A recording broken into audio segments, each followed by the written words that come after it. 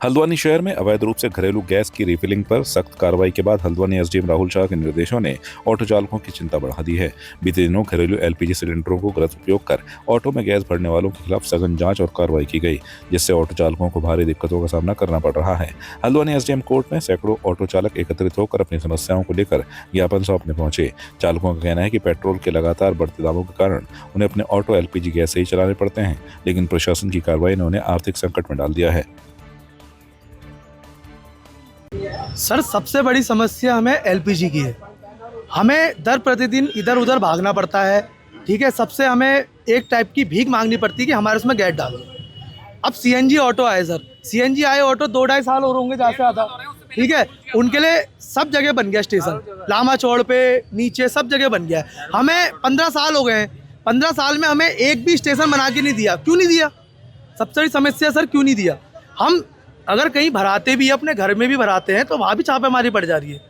हमारे बीवी बच्चे, हम रोज़ के 100 के दूध पानी सर किस्त में गाड़ी चला रहे हैं। बहुत से हैं जो किराए पे गाड़ी चला रहे हैं। अब एक बात बताइए, हमें 120-150 रुपये किलो अगर गैस मिलेगी तो हम कितना भराएंगे और कितना कमाएंगे? 500-600 की सर गैस हो जा रही है, 500-600 हम कमा नहीं पा रहे हैं। सबसे बड़ी समस्या सर हमारी यही है कि हमें एलपीजी का, हम ये नहीं कहते कि हमें प्राइवेट चाहिए, हमें सरकारी चाहिए। आप हमें सरकारी में 80 रुपये 70 रुपये आप जितना दोगे हम उतना स्वीकार करने के लिए तैयार हैं, लेकिन हमें परिपरत करके हमें गैस की हमें आवश्यकता है। और हम 15 दिन से सब ऑटो चालक जितने भी यहाँ पे आए हैं सब अपने घर बैठे हैं।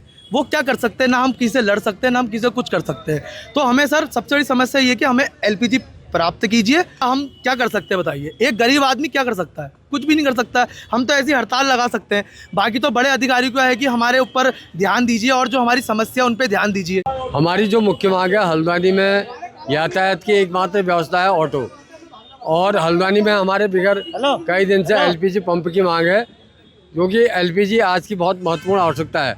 हमारे 10-15 वर्ष से लगातार ये मांग चल रही कि एलपीजी पंप खोला जाए। हम कई बार ज्ञापन दे चुके हैं, कई बार परिवहन मंत्री जी को भी पूर्व हमने दिया था। आज तक एलपीजी पंप नहीं खोला। एलपीजी पंप खोलने से जहाँ यात्रियों को सस्ते में यातायात सुविधा उपलब्ध होगी, ऐसे ही हमारे भी ऑटो चालकों को भी रोजी रोटी कमाने में सुविधा होगी, क्योंकि पेट्रोल बहुत महंगा हो गया, उसके दाम बहुत बढ़ गए। उसके आधार पर हल्द्वानी की जनता से हम किराए ले सकते हैं। हमारे ऑटो में हल्द्वानी के कम से कम 30% बच्चे ऑटो में स्कूल जाते हैं और ऑटो में आते हैं। हम उनको भी, बच्चों को भी बहुत सस्ते रेट में स्कूल छोड़ते हैं। हमारी ये मांग है हल्द्वानी में तुरंत अविलंब एलपीजी का पेट्रोल पंप खोला जाए, जिससे हमारी समस्या का समाधान हो, यहाँ के लोगों को सस्ता यातायात सुविधा उपलब्ध हो सके। कई ऑटो चालक यहाँ पे आज ज्ञापन देने आए थे, जिनकी मुख्यतः मांग ये थी कि पूरे हल्द्वानी शहर में किसी भी प्रकार का ऑटो एलपीजी रिफिलिंग सेंटर नहीं है। लेकिन संज्ञान में ये भी आ रहा है कि करीबन आपके 2500 से अधिक ऐसे वाहन हैं एलपीजी प्लस पेट्रोल व्हीकल हैं और वो अवैध रूप से एलपीजी भराते हैं। एलपीजी क्योंकि एक ज्वलनशील पदार्थ है, जो कि किसी भी प्रकार की दुर्घटना अगर आप अवैध रूप से भरते हैं तो हो सकती है। इसके अलावा रिफिलिंग करते समय अगर सही ढंग से ना भरा जाए तो जो ऑटो चल रहा है उसमें भी कोई दुर्घटना हो सकती है, जिससे जन सुरक्षा के साथ साथ आपका एक जो व्यवसाय है उनका भी, वो भी प्रतिकूल रूप से प्रभावित होगा। जिसके दृष्टिगत लगातार प्रशासन के द्वारा प्राप्त निर्देशों के क्रम में प्रशासन और पूर्ति विभाग के माध्यम से, नगर निगम के माध्यम से अवैध रिफिलिंग सेंटरों पर कार्रवाई की जा रही है और जो भी अवैध रिफिलिंग सेंटर उनको बंद किया जा रहा है और ऐसे व्यावसायिक सिलेंडर के बदले जो घरेलू सिलेंडर उपयोग में लाए जा रहे हैं उनको भी सीज किया जा रहा है। तराई केंद्रीय वन प्रभाग रुद्रपुर डिवीजन की टांडा रेंज की वन विभाग टीम ने रुद्रपुर के ग्राम बागवाला क्षेत्र में छापा मारकर कबाड़ के गोदाम से लाखों रुपए कीमत की खैर की लकड़ी बरामद की है। तस्करों की ओर से कबाड़ की आड़ में भंडारण कर लकड़ी की तस्करी की जा रही थी। छापेमारी के दौरान टीम ने मौके से 40 गिल्टे खैर के बरामद किए, जिसकी कीमत लगभग 6 लाख रुपए बताई जा रही है। वहीं वन विभाग ने बरामद खैर की लकड़ी को कब्जे में लेकर उसे सीज कर दिया है। साथ ही फायर तस्करों के खिलाफ वन अधिनियम के तहत मामला दर्ज कर कार्रवाई शुरू कर दी है। फिलहाल गोदाम स्वामी से पूछताछ जारी है।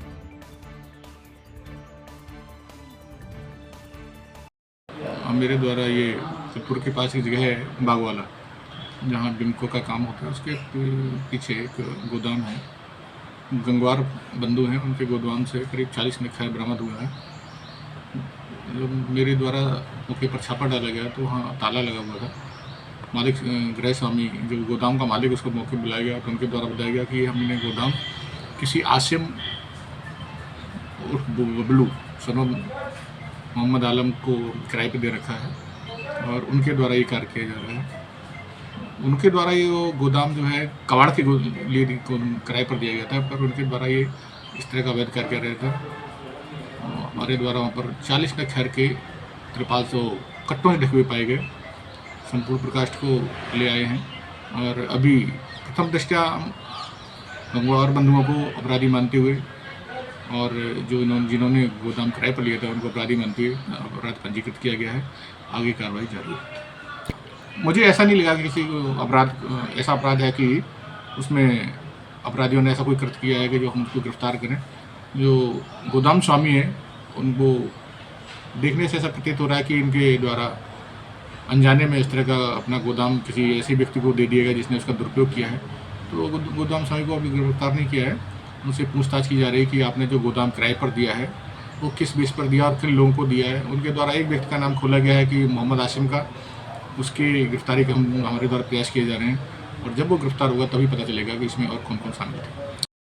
उत्तराखंड राज्य की सियासत एक बार फिर गर्मा गई है। पूर्व मुख्यमंत्री और कांग्रेस के वरिष्ठ नेता हरीश रावत ने बागेश्वर जिला मुख्यालय में न्याय यात्रा के तहत शक्ति प्रदर्शन किया। बागेश्वर पहुंचने के बाद पूर्व सीएम रावत ने बाबा बागनाथ मंदिर में दर्शन किए और फिर कांग्रेस कार्यकर्ताओं के साथ न्याय यात्रा में शामिल होकर बीजेपी सरकार पर सीधा हमला बोला। पूर्व सीएम रावत ने कहा कि राज्य और देश की जनता महंगाई, बेरोजगारी और महिलाओं पर हो रहे अत्याचार से त्रस्त है, लेकिन बीजेपी सरकार आंखें मूंदी बैठी है। उन्होंने तीखे शब्दों में कहा, यह न्याय यात्रा जनता की आवाज है जो अब सत्ता के गलियानों तक गूंजेगी। हम लोगों से जो देश का संविधान है, संवैधानिक लोकतंत्र है, उस लोकतंत्र के बुनियादी सिद्धांतों की रक्षा के लिए प्रार्थना कर रहे हैं। आइए साथ करिए। हम उनसे कह रहे हैं कि लोकतंत्र जिन की गाड़ी जिन दो पहियों पर चलती है उसमें एक विपक्ष भी है, आप विपक्ष को भी शक्ति दीजिए। हमारी न्याय यात्रा का उद्देश्य उत्तराखंड के लोगों से का ध्यान इस ओर आकृष्ट करना भी है कि जिन सपनों के साथ, जिस सोच के साथ, जिस विचार के साथ उत्तराखंड राज्य का निर्माण हुआ, ये अस्तित्व में आया, आज वो सोच समाप्त हो रही है। जिसका सबसे बड़ा उदाहरण है धीरे धीरे खाली होते हुए गांव, घोस्ट विलेजेस में परिणित हो रहे हैं, घोस्ट बाखलियाँ बन गई हैं। कोई गांव ऐसा नहीं है जिसमें 10-5 घर खंडर नहीं हो गए हैं। तो ये जो प्रक्रिया चल रही है और जिस प्रकार से डेमोग्राफिक चेंजेस ऐसे हो रहे हैं कि कुछ जिलों के अंदर तो जनसंख्या का घनत्व बहुत ज़्यादा बढ़ रहा है, वहाँ विकास की योजनाएं कम पड़ रही हैं और वहाँ लोगों के सामने पर्यावरणीय और दूसरे गंभीर सवाल पैदा हो रहे हैं। ये इतनी बड़ी जो जाम की समस्या है जिसने उत्तराखंड की आर्थिक विकास की गति रोक करके कुंठित कर दी है, वो भी सब इसी का परिणाम है। और दूसरी तरफ कुछ एरियाज हैं जो निरंतर खाली हो रहे हैं। तो इनके सरकार के पास कोई सोच नहीं है पलायन को रोकने की, बेरोजगारी को समाप्त करने की, रोजगार देने के लिए कोई सोच नहीं। मसूरी के कैमल बैक रोड पर जल निगम की ओर से किए गए कार्यों की जांच शुरू हो गई है। जिलाधिकारी देहरादून सविन बंसल के निर्देश पर यह कार्रवाई की गई है। स्थानीय निवासियों और पर्यटकों की शिकायतों के मद्देनजर यह कदम उठाया गया है। जिलाधिकारी की ओर से कैमल बैक रोड पर जल निगम से सीवरेज लाइन और सड़क निर्माण के कार्यों में बरती गई लापरवाही को लेकर नगर पालिका परिषद मसूरी, लोक निर्माण विभाग के अधिकारियों की जाँच टीम बनाई गई है, जिनकी ओर से नायब तहसीलदार कमल राठौर के नेतृत्व में जाँच टीम ने मसूरी के कैमल बैक रोड पर जल निगम द्वारा डाली गई सीवरेज लाइन और सड़क में किए गए पैच वर्क का निरीक्षण किया, तो कई जगह सड़क धसी हुई मिली।